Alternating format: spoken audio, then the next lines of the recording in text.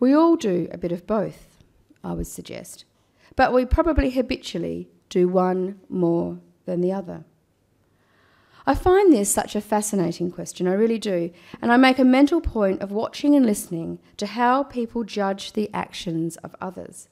I watch in my family, I watch here in church, I watch amongst my friends, and of course I watch how politicians and those who report on them judge their actions and the consequences of their actions, both intended and unintended. I would imagine that most of us, much of the time, probably judge ourselves by our motives and other people by their actions. Because only we can know our motives and we can only see the consequences of others' actions. I often hear others and myself, when we are incredulous at the action of somebody else, saying something like, "What was she thinking? Why did he do that?" Perhaps we should be making more of an effort to find out what she was thinking and imagining why he did that, to imagine the motives behind the consequences. And I often hear myself and others say, "Oh, well, I made a mistake. Things didn't go as planned, but my intention was good.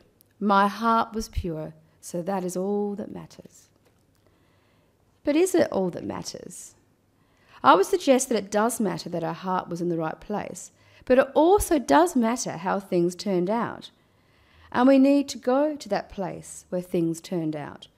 We need to go to that place that is the consequences of our actions and work with all concerned for the best of outcomes, without any guilt, but with commitment and courage.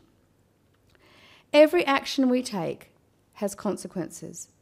Mostly the consequences are predictable and favourable, and we can be proud.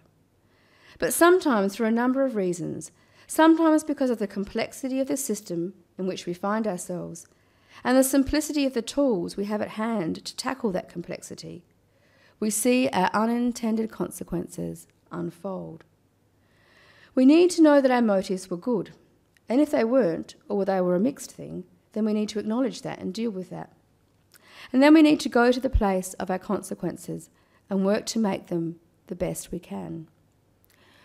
We need to be brave because we can't make decisions, effect necessary changes, innovate and create, relate meaningfully, or just live and breathe on a daily basis without risking the law of unintended consequences.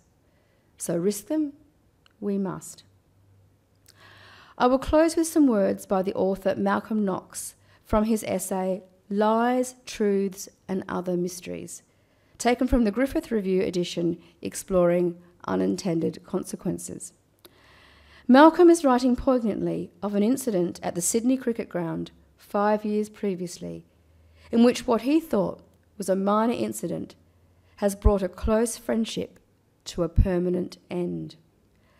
A small, seemingly insignificant incident on his part has led to a very sad, unintended consequence. And he speaks of how he is reconciling all of this. Life has its mysteries. Some problems are akin to tracking from the edge of a circle to its centre. There is a known destination.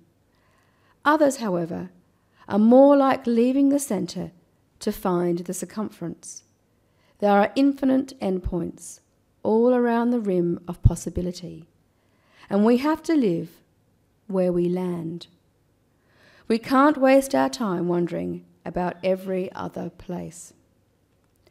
Our task is to find a way to fit this open question inside us, even with the irritation of a question mark sitting in our stomachs, a hook and a dot, like a foreign body. We go on. Amen.